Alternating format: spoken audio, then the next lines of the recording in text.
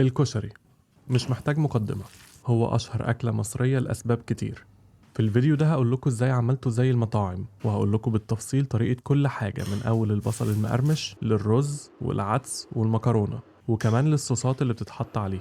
وأول حاجة بدأت بيها وهي اللي لازم تبدأوا بيها الكشري هي البصل.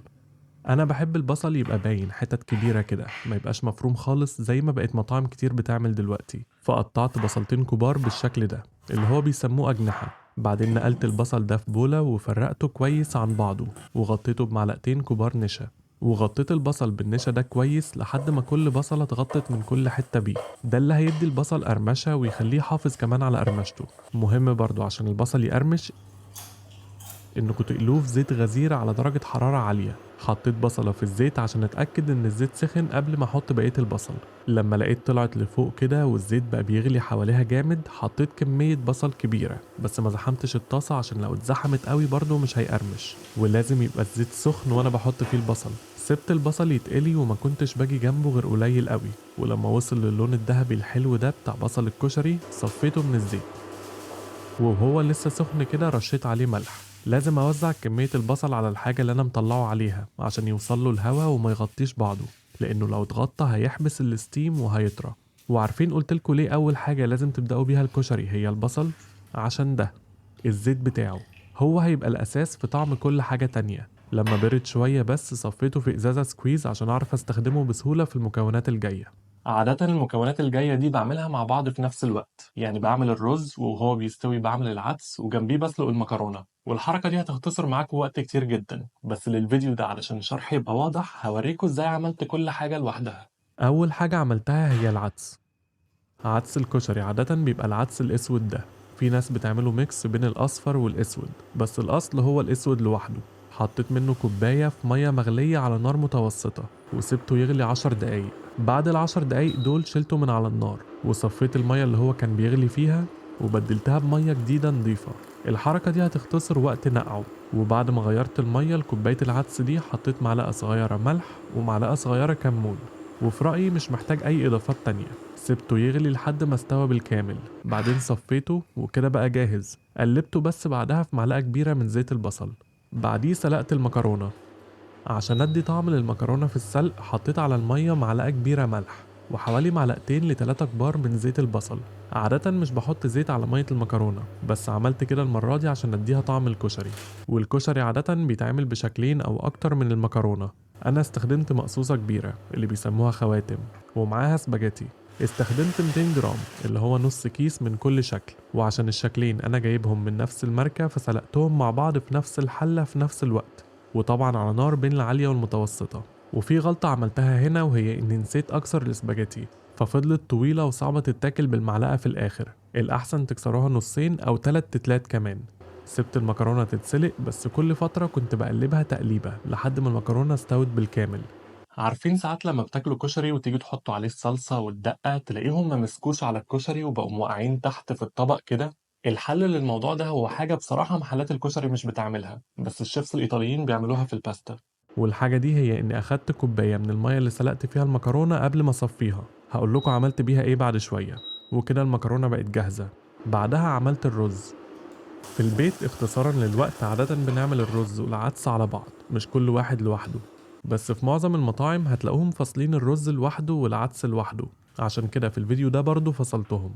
والرز هو رز مصري بالشعرية عادي جدا.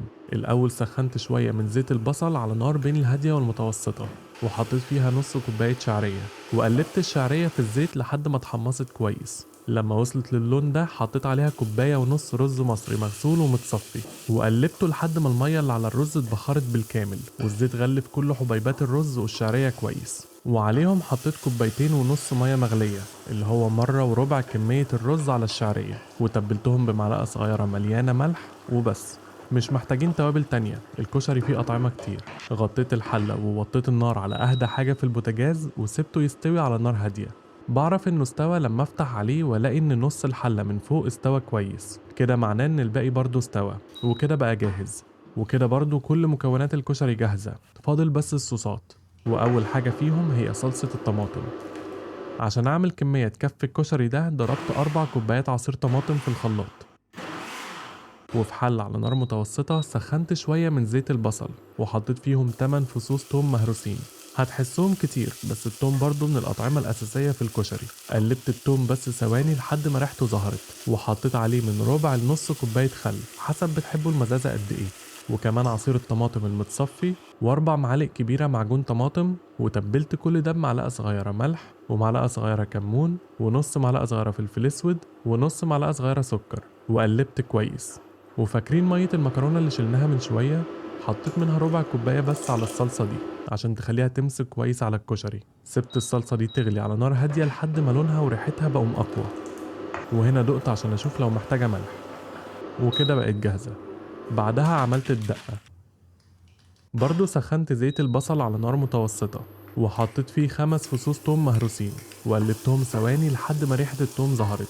وقبل ما يتغير لونه حطيت نص كوباية خل وربع كوباية من مية المكرونة عشان برضو تقل قوامها شوية وتخليها تمسك أحسن على الكشري.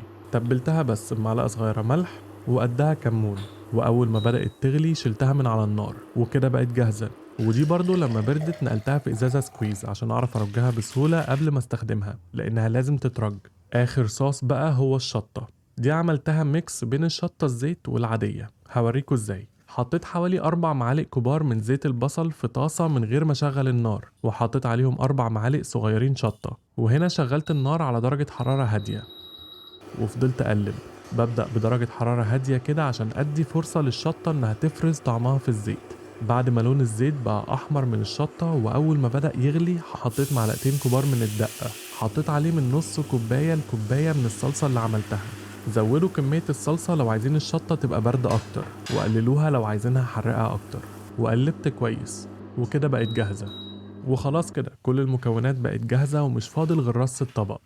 أول حاجة في الطبق من تحت هي المكرونة، عليها الرز بالشعرية وفوقيه العدس. أنا بحب العدس كتير، قولولي صح انتوا بتحبوا النسب عاملة ازاي. فوق العدس بقى حطيت الصلصة والدقة والشطة، وآخر حاجة من فوق هي البصل عشان ما يطراش. لما ببقى عايز حمص على الكشري بصراحة بجيب كان حمص جاهز وأحط منه على طول، عشان النقع والسلق بتاع الحمص بيطول الوصفة جدا. وكده طبق الكشري بقى جاهز، وفاضل أصعب خطوة، تقليب الكشري ده من غير ما بهدل الدنيا.